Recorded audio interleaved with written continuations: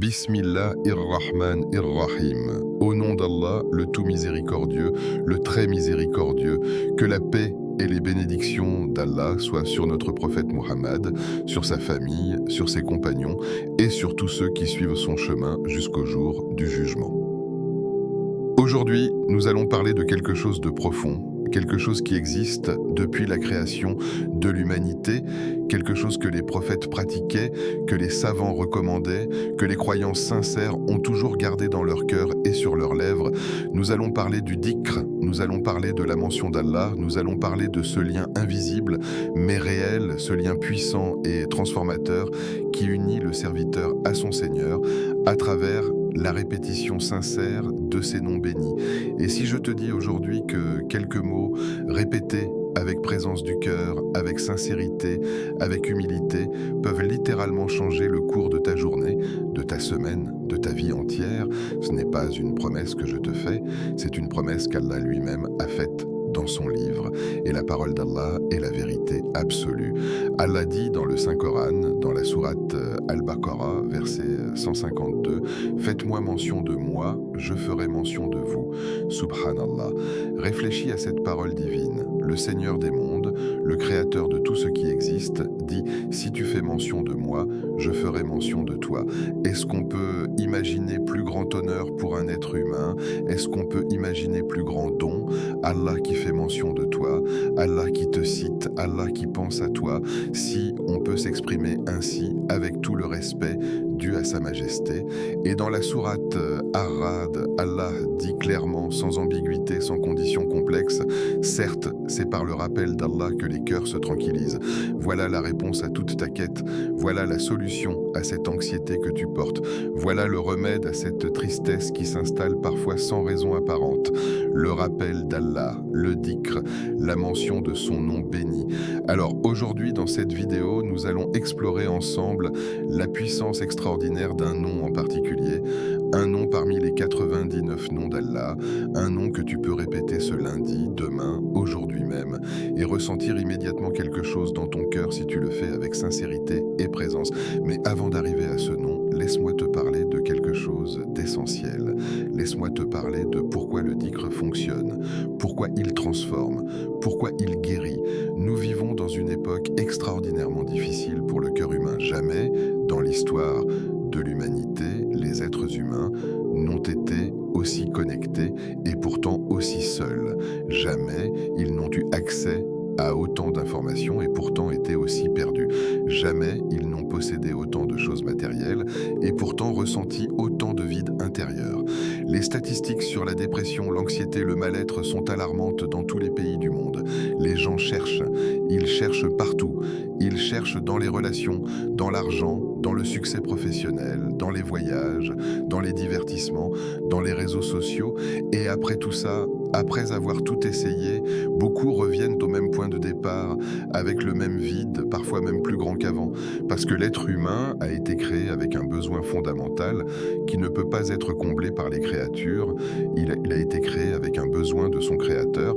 Il a été créé avec une fitra, une nature primordiale, qui reconnaît Allah et qui ne trouve de repos que dans sa mention, dans son souvenir, dans sa proximité. C'est pour ça que le dhikr n'est pas une pratique parmi d'autres. Ce n'est pas un exercice spirituel optionnel pour les gens qui ont du temps, c'est une nécessité vitale, c'est comme l'eau pour le corps, c'est comme l'air pour les poumons. Le cœur sans dhikr est un cœur asphyxié, le cœur sans la mention d'Allah est un cœur qui meurt lentement, sans même s'en rendre compte. Le prophète Muhammad, paix et bénédiction sur lui, a dit dans un hadith authentique rapporté par Muslim, la comparaison entre celui qui fait le dhikr de son Seigneur et celui qui ne le fait pas est comme la comparaison entre le vivant et le mort. Vivant ou mort. Ce n'est pas une métaphore légère, c'est une réalité profonde. La vie véritable, la vie du cœur, la vie de l'âme dépend directement du dhikr. Maintenant, parlons des noms d'Allah, les al-asma al-husna, les plus beaux des noms. Allah dit dans le Coran, Allah possède les plus beaux noms, invoquez-le par ses noms. 99 noms. Certains savants disent qu'il y en a bien plus, que certains sont connus uniquement d'Allah. Mais ceux qui nous ont été transmis sont déjà un trésor inestimable. Chaque nom est une porte vers Allah. Chaque nom est une lumière. Chaque nom révèle un aspect de la majesté, de la perfection, de la beauté divine. Et le prophète, paix et bénédiction sur lui, a dit « Quiconque les préserve, les comprend, les invoque et agit conformément à ce qu'ils exigent, entrera au paradis. » Voilà la promesse, voilà l'enjeu. Ces noms ne sont pas simplement des mots à répéter mécaniquement. Ce sont des réalités à comprendre, à intérioriser, à laisser transformer notre vision d'Allah, notre relation avec lui, notre façon de vivre. Le nom dont nous allons parler aujourd'hui en profondeur est Al-Hayy, le vivant. Al-Hayy, répète-le avec moi. Al-Hayy, Allah est Al-Hayy. Allah est le vivant. Et pas simplement vivant comme nous sommes vivants, avec une vie limitée, temporaire, dépendante de tant de facteurs extérieurs. Non, Allah est Al-Hayy, de la vie parfaite, absolue, éternelle, qui n'a pas eu de commencement et qui n'aura pas de fin. La vie d'Allah ne dépend de rien. Elle ne peut pas être affectée par quoi que ce soit. Elle est parfaite en tout point. Allah dit dans le Coran, dans le verset le plus grand, Ayat al-Kursi, Allah, il n'y a de Dieu que lui, le vivant, celui qui subsiste par lui-même. Al-Hayy al-Qayyum, ces deux noms ensemble, le vivant et le subsistant, le vivant qui fait subsister toute chose. Subhanallah, quand tu répètes Al-Hayy, tu ne répètes pas un simple son, tu affirmes une vérité fondamentale sur ton Seigneur. Tu reconnais que toute vie vient de lui, que ta vie, que ton souffle, ton cœur qui bat en ce moment même, c'est lui qui le maintient. Tu reconnais que sans lui, rien ne pourrait exister une seule seconde. Et cette reconnaissance, quand elle descend du niveau intellectuel vers le niveau du cœur, quand elle devient une réalité ressentie et pas seulement une information connue, elle transforme tout. Elle transforme ta façon de te réveiller le matin, parce que tu comprends que c'est lui qui t'a accordé une nouvelle journée. Elle transforme ta façon de regarder les gens autour de toi, parce que tu vois en eux des créatures de ce vivant éternel. Elle transforme ta façon de faire face aux épreuves, parce que tu sais que tu t'adresses à celui dont la vie ne connaît aucune limite, aucune faiblesse, aucune impuissance. Répète Al-Hayy 5 fois maintenant, en silence ou à voix basse, avec présence du cœur. Al-Hayy, Al-Hayy, Al-Hayy, Al-Hayy, Al-Hayy. Est-ce que tu ressens quelque chose?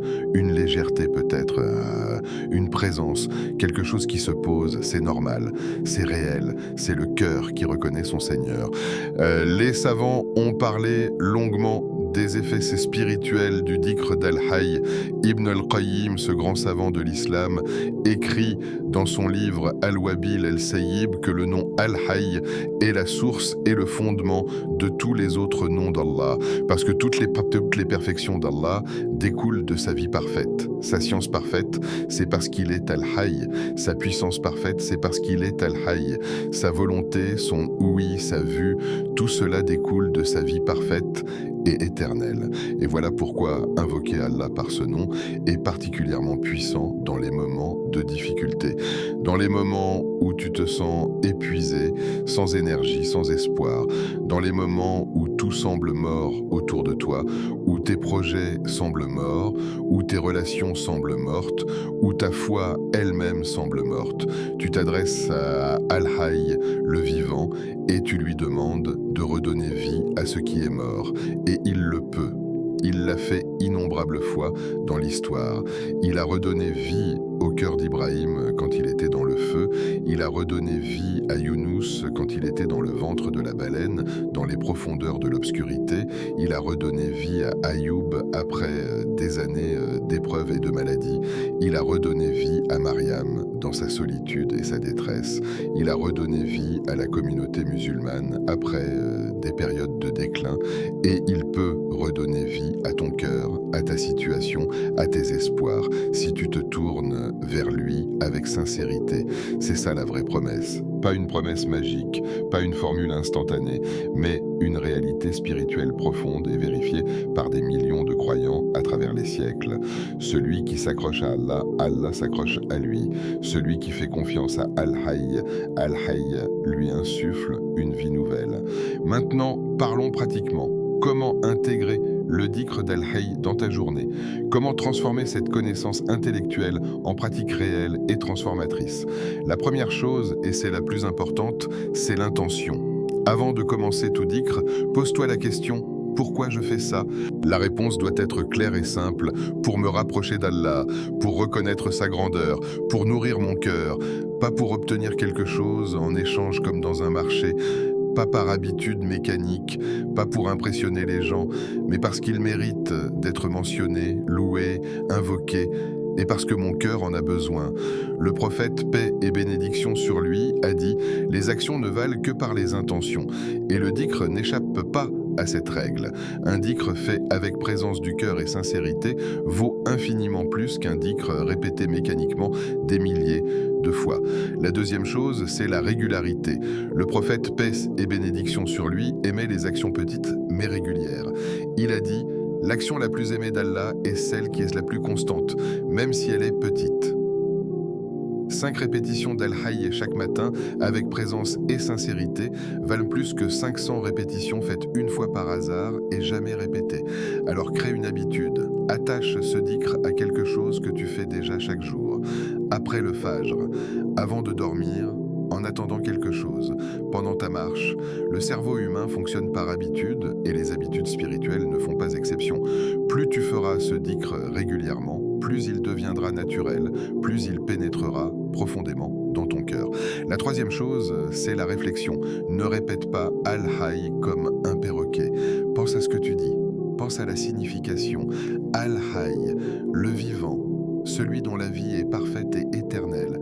Pense à ta propre vie qui dépend entièrement de lui. Pense à la vie de tes proches. Pense à la vie de l'univers entier. Tout ça maintenu en existence par Al-Hayy. Cette réflexion, les savants l'appellent Al-Tadabbour. C'est ce qui transforme le dhikr d'un exercice des lèvres en une expérience du cœur. La quatrième chose, c'est l'humilité. Viens à ce dhikr en reconnaissant ta faiblesse, ta pauvreté spirituelle, ton besoin absolu d'Allah. Le Coran dit: ô vous les hommes, c'est vous qui avez besoin d'Allah, et Allah, il est le riche absolu, le digne de louange. Cette reconnaissance de notre besoin est elle-même une forme d'adoration, et elle ouvre le cœur à recevoir ce que le dhikr peut y déposer. Maintenant, laisse-moi te parler d'un deuxième nom que nous pouvons associer à Al-Hayy dans notre pratique de ce lundi. Ce nom est Al-Qayyum. Nous l'avons mentionné brièvement, mais il mérite qu'on s'y arrête. Al-Qayyum, celui qui subsiste par lui-même et qui fait subsister toute chose, celui dont l'existence ne dépend de rien et dont toute chose dépend pour exister. Al-Qayyum vient de la racine Qawama, qui signifie se tenir debout, subsister, maintenir. Allah Al-Qayyum se tient debout par lui-même, sans soutien, sans aide, sans besoin de quoi que ce soit, et en même temps, il maintient tout l'univers, chaque atome, chaque étoile, chaque être vivant, chaque moment de temps. Si Allah cessait ne serait-ce qu'un instant de maintenir les choses en existence, tout s'effondrerait instantanément. La réalité tout entière dépend de sa subsistance continue. Et toi, dans cette immensité, dans cet univers gigantesque, tu es un être que Al-Qayyum maintient en existence. Ta vie n'est pas un accident. Ta présence ici n'est pas le fruit du hasard. Allah Al-Qayyum te maintient en existence parce qu'il l'a voulu, parce que tu as une place dans sa création, parce que ta vie a une signification et un but dans son plan. Quand tu répètes Ya Hayy, Ya Qayyum, ces deux noms ensemble forment ce que certains savants appellent Al-Ism Al-Adam, le grand nom d'Allah, celui par lequel les supplications sont exaucées. Il y a un hadith fameux rapporté par Anas ibn Malik, dans lequel le prophète, paix et bénédiction sur lui, a entendu quelqu'un faire une supplication en disant: « Ô Allah, je t'implore par le fait que tu es Allah, il n'y a de Dieu que toi, le seul, le unique, celui dont tout dépend, qui n'a pas engendré et n'a pas été engendré, et à qui rien n'est égal. » Et le prophète a dit: il a imploré Allah par son grand nom, par lequel, quand on l'implore, il répond, et quand on lui demande, il donne. Et dans un autre hadith, rapporté par Anas également, quelqu'un priait en disant: « Ô vivant, ô subsistant, je cherche refuge en ta miséricorde. » Et le prophète a dit que c'était là une supplication de haut rang. Tarit. Ô vivant, ô subsistant, c'est en ta miséricorde que je cherche refuge. Cette formule répétée ce lundi, répétée chaque jour, avec sincérité et présence, peut t'ouvrir des portes que tu n'imagines pas. Pas parce que c'est une formule magique, mais parce que tu t'adresses à celui qui peut tout. À celui dont la puissance n'a pas de limite. À celui qui a dit « Appelez-moi, je vous répondrai ». Maintenant, je veux te parler d'une réalité que beaucoup de gens ignorent ou oublient. Le dhikr n'agit pas seulement sur le cœur et l'âme, il agit sur la vie entière, sur les circonstances, sur les relations, sur la risque, le moyen de subsistance, sur la santé, sur la baraka, la bénédiction divine qui transforme le peu en beaucoup et le difficile en facile.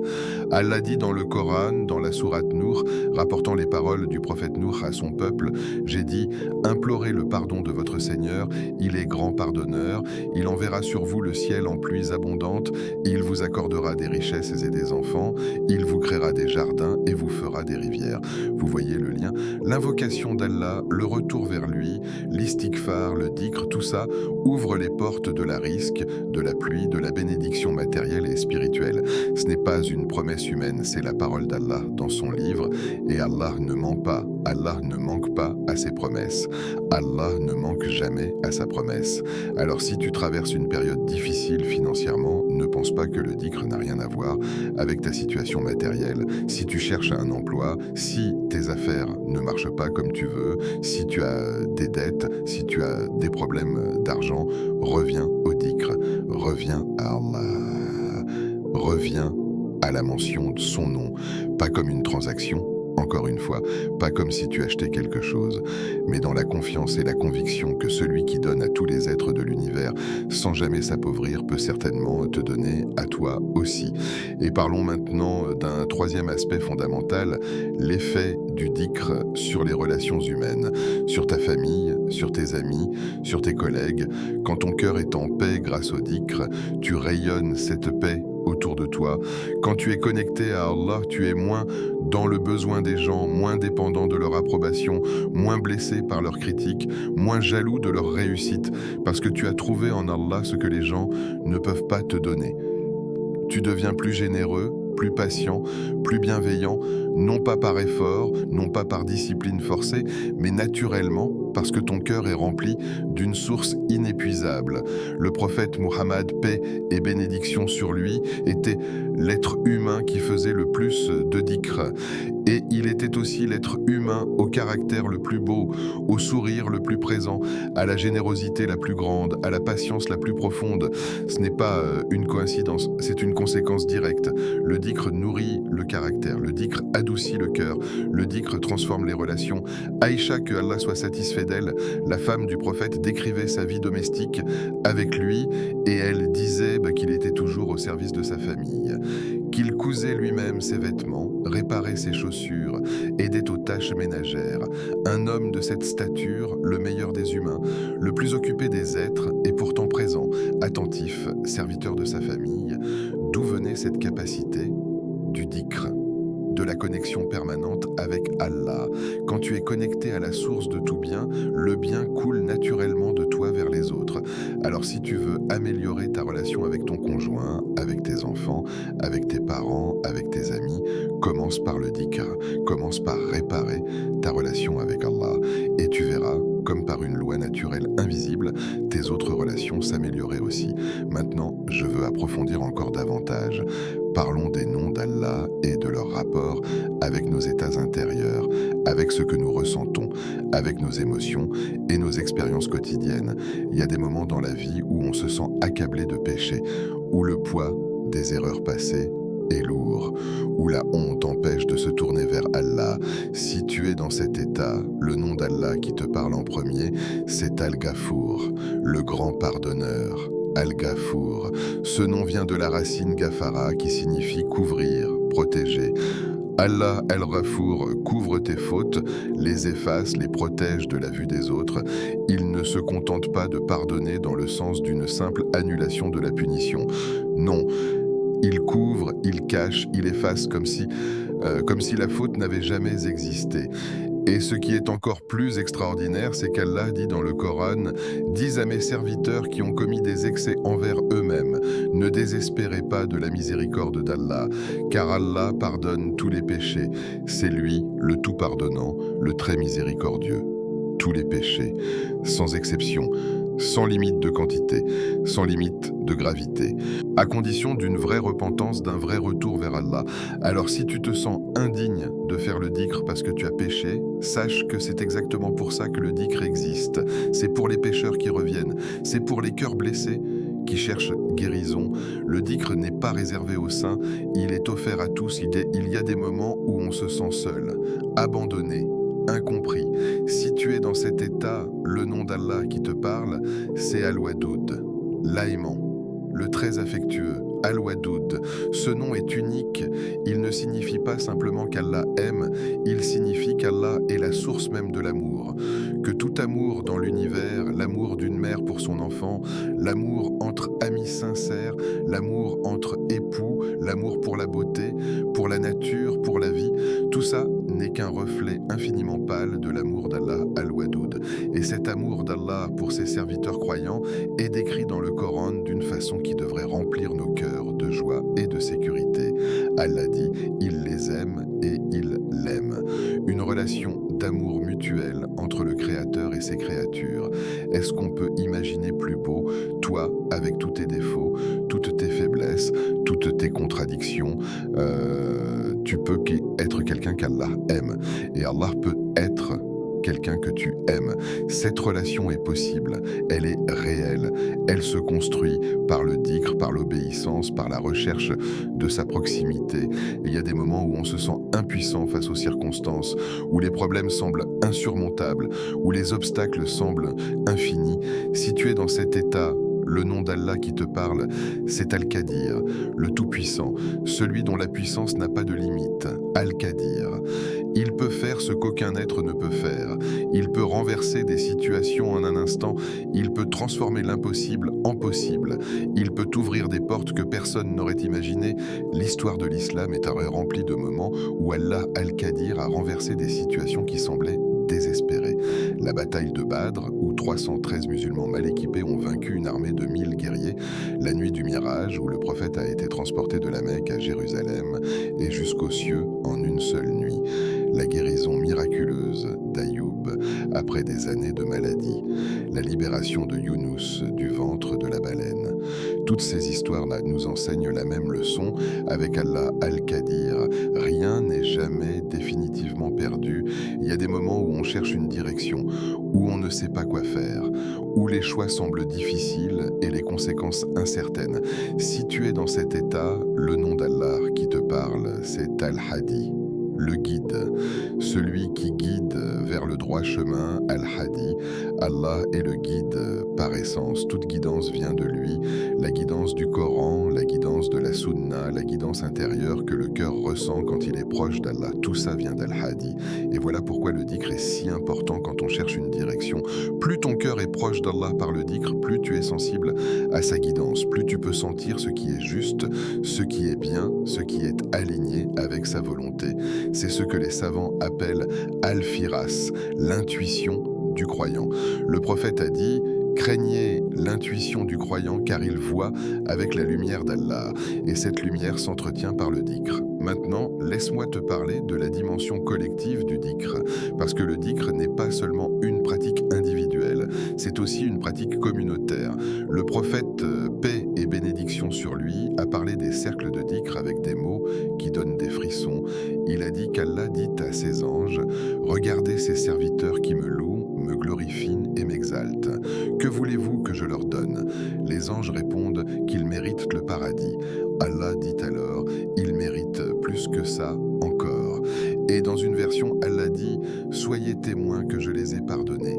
Et si l'un d'eux n'est pas là pour faire le dhikr, mais se trouve juste parmi eux, sans intention particulière, Allah dit: ceux-là aussi, je les pardonne, car ils font partie d'une assemblée dont les membres ne seront pas malheureux. Subhanallah. La miséricorde d'Allah déborde même sur ceux qui se trouvent simplement présents dans un lieu de dhikr. C'est pour ça que les cercles de dhikr, les halakas, les réunions où on mentionne Allah vivre ensemble, sont d'une importance considérable dans la tradition islamique. Ce n'est pas du folklore, ce n'est pas une pratique culturelle secondaire, c'est une sunna profondément enracinée. Si tu peux, trouve des gens avec qui faire le dhikr. Une famille, des amis, une communauté.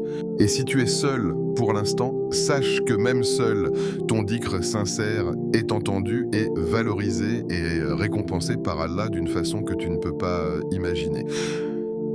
Parlons maintenant de la connexion entre le dhikr et la gratitude, entre la mention d'Allah et le shukr, la reconnaissance. Allah dit dans le Coran, « Si vous êtes reconnaissant, j'augmenterai certes ce que je vous accorde. » La gratitude est une clé qui ouvre les portes de la bénédiction divine. Et le dhikr est l'une des formes les plus profondes de gratitude. Quand tu dis « Subhanallah », tu reconnais la perfection d'Allah. Quand tu dis « Alhamdulillah », tu exprimes ta gratitude pour tout ce qu'il t'a donné. Quand tu dis Allahu Akbar, tu reconnais sa grandeur au-dessus de tout. Ces formules simples, répétées avec sincérité, sont des déclarations de gratitude. Et la gratitude, dans l'islam, n'est pas simplement un sentiment, c'est un état d'être, c'est une façon de regarder le monde. Celui qui est reconnaissant voit la bénédiction partout. Celui qui est reconnaissant ne peut pas être vraiment malheureux parce que son regard est orienté vers ce qu'il a, non vers ce qu'il n'a pas. Et le dhikr entraîne ce regard de gratitude. Essaie ceci comme exercice pratique.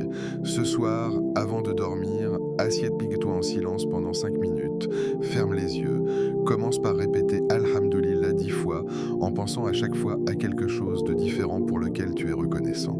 Tes yeux qui voient, tes oreilles qui entendent, ta santé, si elle était bonne, la nourriture dans ton assiette, la maison sur ta tête, les gens que tu aimes, la foi dans ton cœur, chaque Alhamdulillah accompagné d'une pensée de reconnaissance spécifique. Et observe ce qui se passe dans ton cœur au bout de ces 5 minutes. Je te promets, avec la permission d'Allah, que tu sentiras quelque chose changer, pas parce que tes problèmes auront disparu, ils seront toujours là, mais ta perception de ta vie aura changé, tu auras momentanément basculé d'une vision de manque à une vision d'abondance. Et c'est ça la vraie richesse. Alors, le prophète a dit, la vraie richesse n'est pas d'avoir beaucoup de biens, la vraie richesse est la richesse de l'âme. Continuons. Parlons maintenant du dhikr dans les moments d'épreuve, parce que c'est là que le test est le plus dur. Quand tout va bien, dire Subhanallah et Alhamdulillah est relativement facile. Mais quand tu souffres, quand tu es dans la douleur, quand tu pleures, quand tu ne comprends pas pourquoi ça t'arrive à toi, là le dhikr prend une signification complètement différente. Le prophète Ibrahim, paix sur lui, jeté dans un feu immense par son peuple, qu'a-t-il dit en volant dans les airs vers les flammes? Hasbuna Allah wa ni'mal wakil. Allah nous suffit et il est le meilleur des gardiens. C'était son dhikr dans l'épreuve ultime. Et Allah a répondu, ô feu, sois froid et sans danger pour Ibrahim. Le prophète Younous, dans les profondeurs de l'obscurité, dans le ventre de la baleine, dans l'obscurité de l'océan, dans l'obscurité de la nuit, qu'a-t-il dit? La ilaha illa anta subhanaka inni kuntu minadalimin. Il n'y a de Dieu que toi, gloire à toi, j'ai été parmi les injustes. Ce dhikr, cette reconnaissance de la souveraineté d'Allah et de sa propre faiblesse, a ouvert les portes de la délivrance. Allah dit dans le Coran, « Nous avons répondu à son appel et nous l'avons sauvé de l'affliction. C'est ainsi que nous sauvons les croyants. » Et le prophète Mohammed, paix et bénédiction sur lui, dans les moments les plus difficiles de sa mission, quand les gens le rejetaient, quand ses compagnons étaient torturés, quand il perdait des êtres chers, son dhikr ne s'arrêtait pas.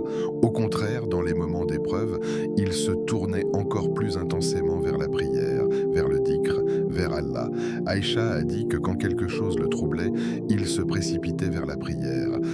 C'est le modèle, ce n'est pas fuir dans la prière pour ne pas affronter la réalité, c'est au contraire affronter la réalité en s'appuyant sur le seul soutien réel qui existe. C'est reconnaître que tu ne peux pas tout porter seul et te tourner vers celui qui peut tout. Voici maintenant quelques pratiques concrètes, quelques routines de dhikr que tu peux commencer dès ce lundi et maintenir tout au long de ta vie. Le premier moment du dhikr, le réveil, dès que tu ouvres les yeux le matin avant de toucher ton téléphone, avant de penser à la journée qui t'attend, dis Alhamdulillah alladhi ahyana ba'da ma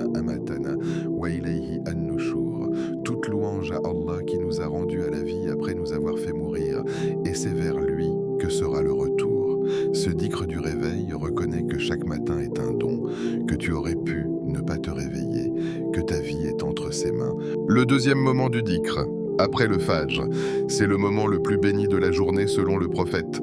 Rester assis après la prière de l'aube et faire le dhikr jusqu'au lever du soleil. Le prophète a dit que c'est mieux que faire l'umra. Imagine, rester assis 20 minutes après le Fajr et faire le dhikr vaut mieux aux yeux d'Allah que de voyager jusqu'à la Mecque pour faire la umra. C'est la valeur que Allah accorde à ce moment de dhikr. Le troisième moment, pendant les déplacements. Quand tu es dans ta voiture, dans les transports en commun, quand tu marches dans la rue, ce temps qui semble perdu peut devenir un trésor de dhikr. Subhanallah, Alhamdulillah, Allahu Akbar, La ilaha illallah. Ces formulées courtes peuvent être répétées à n'importe quel moment, dans n'importe quelle situation. Et chaque répétition est une bonne action, un arbre planté au paradis, une lumière ajoutée à ton dossier. Le quatrième moment, avant de dormir. Les adhkars du soir, Ayat al-Kursi, al-Ikhlas, al-Falak, An-Nas 3 fois chacune, et puis demander pardon à Allah pour la journée passée.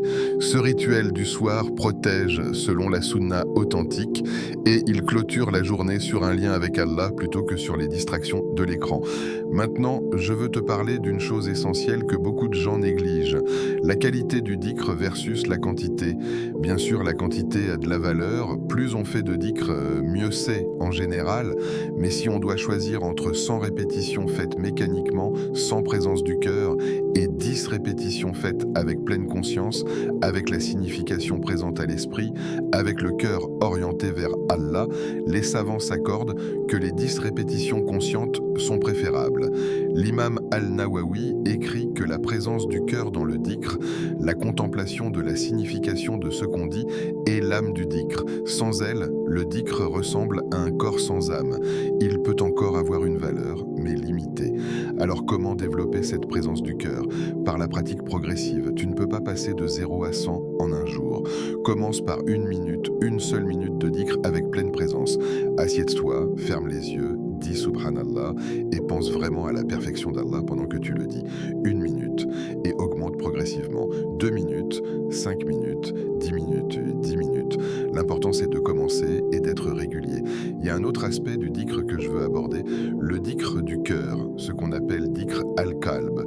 C'est le dhikr intérieur, silencieux, permanent, le degré le plus élevé du dhikr selon certains savants, l'état où la mention d'Allah n'est pas seulement sur les lèvres à certains moments de la journée, mais dans le cœur en permanence, où la conscience d'Allah accompagne chaque action, chaque pensée, chaque interaction. Cet état ne s'atteint pas du jour au lendemain, c'est le fruit d'années de pratiques sincères, mais on peut y tendre progressivement en se rappelant Allah dans de plus en plus de moments de la journée, en mangeant, en pensant qu'Allah a créé cette nourriture, en voyant quelque chose de beau, en pensant qu'Allah est Al-Jamil, le beau, en rencontrant quelqu'un, en pensant qu'Allah Al-Khaliq a créé cet être. Cette conscience progressive de la présence d'Allah dans tout est le chemin vers le dhikr permanent du cœur. Parlons maintenant d'un sujet important, les obstacles au dhikr, parce que beaucoup de gens savent que le dhikr est important, veulent le faire, mais n'y arrivent pas. Quels sont les obstacles et comment les surmonter? Le premier obstacle, c'est la distraction. Nous vivons dans l'ère de la distraction permanente. Smartphone, réseaux sociaux, notifications, stimulation constante. Le cerveau humain est entraîné à chercher la nouveauté, la stimulation, le changement rapide. Et le dhikr demande le contraire, la lenteur, la répétition, la quiétude. C'est un contre-courant dans notre époque. La solution, créer un espace dédié au dhikr. Un moment où le téléphone est mis de côté, physiquement.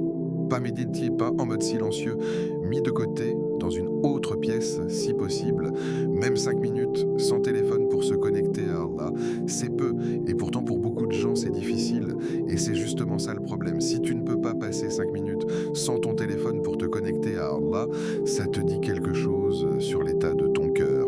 Le deuxième obstacle, c'est l'ennui. Certaines personnes commencent le dhikr et trouvent ça monotone. Répéter les mêmes mots, c'est parce que le dhikr est abordé comme une tâche à accomplir, non comme une connexion à vivre.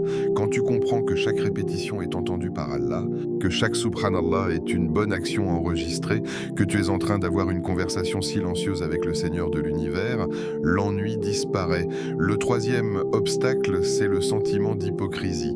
Certaines personnes se disent « Je ne suis pas assez bien pour faire le dhikr, je pêche trop, mon cœur n'est pas pur, le dhikr dans ma bouche sonne faux, c'est le waswas, le murmure du shaitan. » Parce que le shaitan sait que le dhikr est son ennemi, il sait que le dhikr guérit les cœurs, renforce la foi, éloigne le mal, alors il met des doutes, des obstacles, des raisons de ne pas commencer. La réponse à ça, le dhikr est justement le remède à l'état spirituel que tu décris. Ce n'est pas quand ton cœur est pur que tu commences le dhikr, c'est par le dhikr que ton cœur devient pur. Va dans l'ordre inverse, commence là où tu es, un parfait pécheur. Douter peut-être, et laisse le dhikr faire son travail de purification. Le quatrième obstacle, c'est le manque de temps. Je suis trop occupé, ma vie est chargée, je n'ai pas le temps pour le dhikr. Mais tu as le temps de scroller sur Instagram pendant 20 minutes avant de dormir.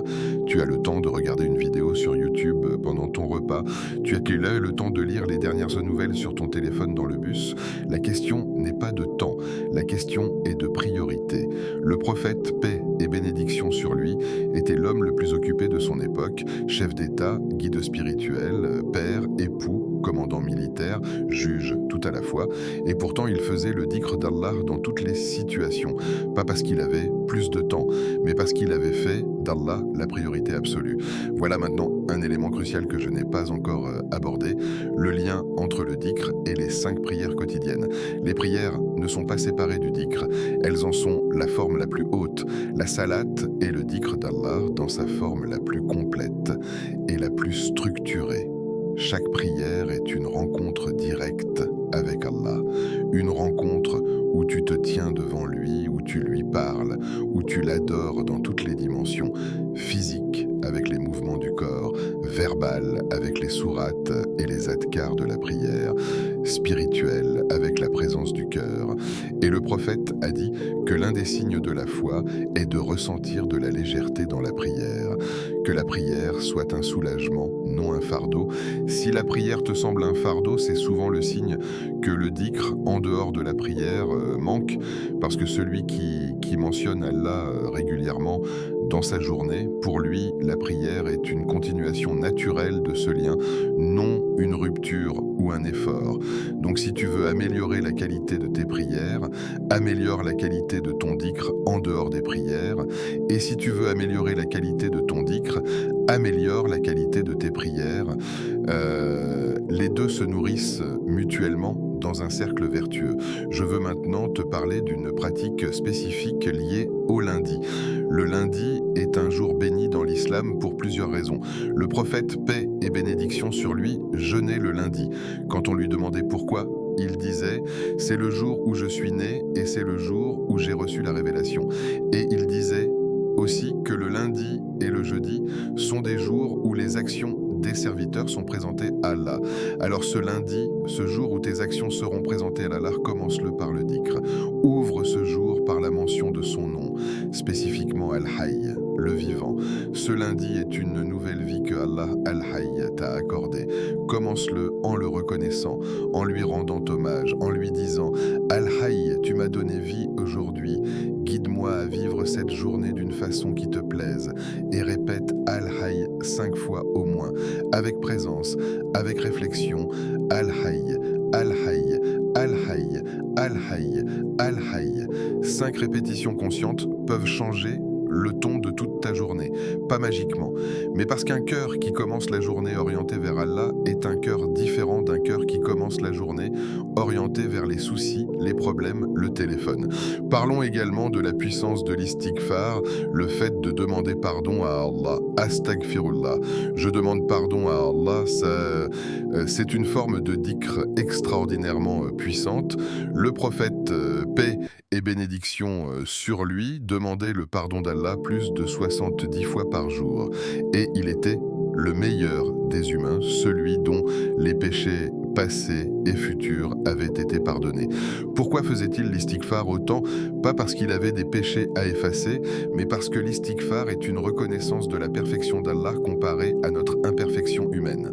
Une reconnaissance que même nos meilleures actions ne sont pas à la hauteur de ce que Allah mérite, et l'istighfar a des effets concrets sur la vie. Allah dit, rappelant les paroles du prophète Hud à son peuple, « Demandez pardon à votre Seigneur, puis revenez-vous à lui. Il vous enverra du ciel une pluie abondante. Il vous ajoutera de la force à votre force. » Istighfar suivi d'effets concrets et bénédictions matérielles, ce n'est pas une promesse philosophique abstraite, c'est une loi spirituelle réelle. Il y a un récit célèbre d'un homme qui vint voir Ahmad ibn Hanbal, l'imam des imams, avec des problèmes dans sa vie. Chaque fois que cet homme venait avec un problème différent, un problème de richesse, un problème d'enfant, un problème de pluie, d'agriculture, Ibn Hanbal lui donnait la même réponse, « Fais l'istighfar ». Et l'homme revenait chaque fois en disant que ses problèmes s'étaient résolus. Ibn Hanbal lui dit alors, « Tu ne m'as rien dit d'étrange, n'as-tu pas entendu la parole d'Allah ?» Et il récita le verset où Allah promet la pluie, la richesse et les enfants à ceux qui font l'istighfar. Voilà la réalité que nous avons oubliée. Nous cherchons des solutions partout, dans la politique, dans l'économie, dans la technologie, dans les relations humaines. Et la solution la plus puissante est là, à portée de nos lèvres, à portée de nos cœurs. Astaghfirullah, je demande pardon à Allah. Répétez avec sincérité, répétez régulièrement, répétez avec la compréhension de ce qu'on dit. Je veux maintenant aborder un aspect que certains peuvent trouver difficile à accepter, le dhikr comme thérapie pour l'anxiété et la dépression. La science moderne commence à documenter ce que l'islam a enseigné il y a 14 siècles. La pratique méditative, la répétition de formules, la connexion à quelque chose de plus grand que soi ont des effets mesurables sur le système nerveux, sur les hormones du stress, sur la santé mentale en général. Des études en neurosciences montrent que les pratiques méditatives modifient littéralement la structure du cerveau, réduisent l'activité de l'amygdale qui est le centre de la peur et de l'anxiété, augmentent la connectivité dans les régions associées au bien-être. Mais au-delà de la science, il y a une réalité spirituelle que la science ne peut pas mesurer, mais que des millions de croyants ont expérimenté personnellement. Le dhikr guérit. Il guérit une blessure que aucun médicament, aucune thérapie humaine ne peut atteindre, la blessure de la séparation d'Allah. Et quand cette blessure est soignée par le retour au dhikr, au retour vers Allah, quelque chose de profond se répare dans l'être humain. Bien sûr, cela ne signifie pas que quelqu'un qui souffre de dépression clinique doit refuser l'aide médicale et se contenter du dhikr. L'islam est une religion du juste milieu. Prends tes médicaments si tu en as besoin. Consulte un professionnel de la santé mentale si tu en as besoin, et en même temps, nourris ton cœur par le dhikr. Ces deux choses ne s'excluent pas, elles se complètent, mais pour ceux qui ont une anxiété légère à modérer, un mal-être chronique, un vide intérieur, une tristesse sans cause apparente, le dhikr régulier peut être transformateur. Essaie pendant 40 jours. 40 jours de dhikr régulier, matin et soir, avec présence du cœur, et observe honnêtement ce qui change dans ton état intérieur. Parlons aussi du dhikr et de ses effets sur le sommeil. Beaucoup de gens ont du mal à dormir. Leurs pensées tournent en boucle, ils s'inquiètent pour le lendemain, ils ressassent les problèmes du passé, ils sont incapables d'éteindre ce flux de pensées. Le prophète, paix et bénédiction sur lui, a enseigné une pratique avant de dormir qui est extraordinairement efficace contre ce problème. Il a dit à Fatima et Ali de dire 33 fois Subhanallah, 33 fois Alhamdulillah et 34 fois Allahu Akbar avant de dormir. Quand ils se plaignaient de fatigue, il leur a dit que c'était mieux que d'avoir un serviteur. Cette pratique simple, ces 100 répétitions avant de dormir, fait quelque chose au cerveau et au cœur. Elle ralentit le flot des pensées, elle réoriente l'attention vers Allah, elle crée un état de paix et de lâcher prise. Parce que quand tu dis Allahu Akbar, tu affirmes qu'Allah est plus grand que tout, plus grand que tes problèmes, plus grand que tes peurs, plus grand que les incertitudes du lendemain. Et cette affirmation répétée 34 fois avec sincérité peut effectivement te permettre de lâcher prise et de t'endormir dans la paix. Continuons maintenant et approfondissons encore. Parlons du dhikr des différentes situations de la vie, des invocations spécifiques que le prophète nous nous a enseigné pour les moments particuliers. Quand tu entres dans ta maison, dis Bismillah, au nom d'Allah. Et selon la Sunna, les maisons où on dit Bismillah sont gardées des influences négatives. Quand tu sors de ta maison, dis Bismillah, tawakkaltu ala Allah, wa la hawla wa la quwwata illa billah. Au nom d'Allah, je m'en remets à Allah. Il n'y a de force et de puissance que par Allah. Et le prophète a dit que celui qui dit cette formule se voit dire par les anges. Tu es guidé, tu es protégé, tu es comblé. Quand tu manges, Bismillah. Et à la fin, Alhamdulillah. Ces formules transforment un acte banal, biologique, en un acte d'adoration. Elles te rappellent à chaque repas que la nourriture vient d'Allah, qu'elle est un don, qu'elle mérite reconnaissance. Quand tu arrives à quelque chose qui te réjouit, subhanallah, quand tu vois quelque chose d'extraordinaire dans la création, subhanallah, cette glorification spontanée est le signe d'un cœur vivant et connecté à Allah. Quand tu traverses une difficulté, inna lillahi wa inna ilayhi raji'un, nous appartenons à Allah et c'est vers lui que nous retournons. Cette formule que beaucoup réservent au décès est en réalité recommandée pour toute épreuve, parce qu'elle rappelle la réalité fondamentale, tout vient d'Allah et tout retourne à lui. Et dans cette réalité, l'épreuve prend un sens différent. Elle n'est pas une injustice du destin, elle est une étape dans un voyage qui retourne à Allah. Quand tu es en colère, A'udhu billahi minash shaitani rajim, je cherche refuge en Allah contre le shaitan maudit. La colère était l'un des outils préférés du shaitan et ce dhikr spécifique, et c'est l'antidote prescrit par le prophète lui-même. Quand tu prends une décision importante, fais istishara, consulte des gens de sagesse, puis fais istikhara, la prière de demande de guidance. Dis Allahumma inni astakhiruka bi ilmika wa astaqdiruka bi kudratika. Oh Allah, je te demande de choisir pour moi avec ta science, je te demande de me donner le pouvoir par ta puissance. Et laisse Allah guider ta décision.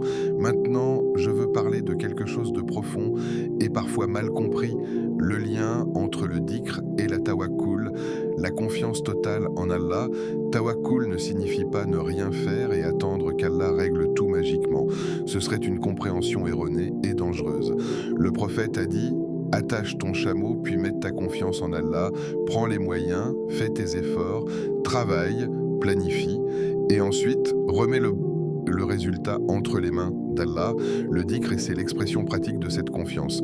Quand tu travailles dur sur un projet et qu'à la fin tu dis Alhamdulillah si ça réussit et Alhamdulillah ala kulli hal, toutes circonstances confondues, si ça ne réussit pas comme tu voulais, tu pratiques la tawakkul. Quand tu fais tout ce que tu peux pour ta santé et qu'ensuite tu t'en remets qu'à Al-Hayy, le vivant, le guérisseur, tu pratiques la tawakkul. Cette attitude de confiance totale en Allah, après avoir pris les moyens, est extraordinairement libératrice.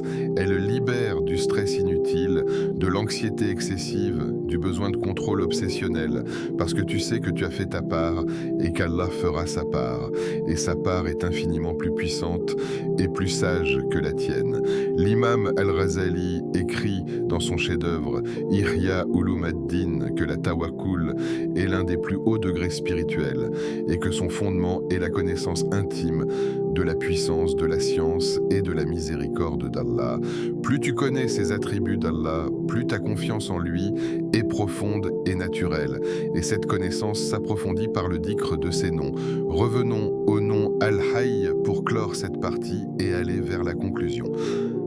Al-Hayy, le vivant.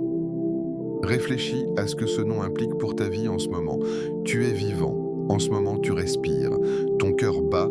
Ton cerveau traite des informations, ton corps accomplit des milliers de fonctions complexes sans que tu aies à y penser. Tout ça parce qu'Al-Hayy te maintient en vie. Chaque battement de ton cœur est un cadeau d'Al-Hayy. Chaque souffle est une permission accordée par Al-Hayy pour continuer cette vie. Et cette vie qu'il t'a donnée, qu'il te maintient, qu'il renouvelle chaque matin, elle a un but, elle a une direction, elle a une fin. Et la fin n'est pas la mort. La mort n'est qu'une transition. La fin véritable, c'est la rencontre avec Al-Hayy, le vivant éternel, qui sera vivant quand tout le reste sera mort. Le Coran décrit le jour du jugement. Tous les êtres mourront et Al-Hayy, celui qui ne meurt meurt pas, restera. Al-Hayy survivra à toute chose. Et dans cette survie, dans cette vie éternelle d'Allah, il y a le paradis pour ceux qui l'ont aimé, qui l'ont adoré, qui ont mentionné son nom avec sincérité dans leur vie. Alors ce dhikr d'Al-Hayy n'est pas seulement pour transformer ce lundi, il est pour transformer toute ta vie, il est pour t'orienter vers la véritable vie, la vie du paradis, la vie en présence d'Allah, Al-Hayy, pour l'éternité. Le prophète, paix et bénédiction sur lui, a dit « Le monde est la prison du croyant et le paradis du mécréant. Non pas que la vie sur terre soit sans joie, sans beauté, sans bonheur, mais comparé à ce qui attend, comparé à la vie en présence d'Allah dans le paradis, cette vie-ci est limitée, temporaire, imparfaite. Et le croyant le sait, et cette connaissance lui donne une perspective différente sur tout. Les épreuves de ce monde sont supportables parce qu'il sait qu'elles sont temporaires. Les joies de ce monde sont appréciées sans attachement excessif parce qu'il sait qu'il y a mieux. Et le dhikr est le lien qui maintient cette perspective vivante. Chaque fois que tu mentionnes Allah, tu te rappelles la vraie réalité. Tu sors momentanément de l'illusion que ce monde est tout ce qui existe. Je veux maintenant partager quelques histoires réelles, des témoignages de personnes dont la vie a été transformée par le retour au dhikr. Pas des miracles extraordinaires, mais des transformations intérieures, profondes et réelles. Il y a des gens qui vivaient dans une anxiété chronique paralysante. Ils avaient essayé tout ce que la médecine et la psychologie pouvaient offrir. Et c'est le retour au dhikr sincère qui a finalement brisé cette prison intérieure. Pas du jour au lendemain, progressivement, en recommençant à faire les prières, en ajoutant les adhkars du matin et du soir, en lisant le Coran et en réalisant que ce qu'ils cherchaient depuis toujours était là, dans la connexion avec Allah. Il y a des gens qui étaient dans des situations financières désastreuses, des dettes, des problèmes, pas de solution en vue. Et c'est en revenant à l'istighfar sincère, en revenant au dhikr régulier, qu'ils ont vu des portes s'ouvrir d'une façon qu'ils n'auraient pas imaginée. Pas parce qu'Allah leur a envoyé de l'argent du ciel, mais parce qu'une clarté mentale et spirituelle leur est venue, des idées, des connexions, des opportunités qu'ils n'auraient pas vues s'ils étaient restés dans l'état de désespoir. Il y a des couples en difficulté, au bord du divorce, qui ont retrouvé leur relation par le dhikr, parce que quand chacun s'est rapproché d'Allah individuellement, leur relation l'un avec l'autre s'est améliorée. Parce que des cœurs proches d'Allah sont des cœurs plus indulgents, plus patients, plus aimants. Ces transformations ne sont pas des miracles dans le sens spectaculaire du terme. Elles sont le résultat prévisible et naturel de ce qu'Allah a promis dans son livre. Quand tu t'approches d'Allah, Allah s'approche de toi. Et quand Allah est proche, tout change. Nous approchons maintenant de la conclusion de cette vidéo et je veux te laisser avec quelques pensées finales, quelques invitations concrètes. Première invitation, commence aujourd'hui, pas demain, pas la semaine prochaine quand tu seras dans de meilleures dispositions. Maintenant, dans l'état où tu es, imparfait, peut-être pécheur, peut-être doté d'un cœur dur, commence là où tu es. Dis Al-Hayy 5 fois maintenant, avec l'intention sincère de te rapprocher d'Allah. C'est le début. Tout commence par un premier pas. Deuxième invitation, sois patient avec toi-même. Le dhikr est un chemin, pas un interrupteur. Il ne transforme pas tout instantanément. Il transforme progressivement, profondément, durablement. Et il y aura des jours où tu ressentiras une douceur, une lumière, une paix extraordinaire. Et il y aura des jours où tu te sentiras sec, distrait, sans goût. C'est normal, c'est le chemin de tous les croyants. L'important est de continuer, de ne pas abandonner.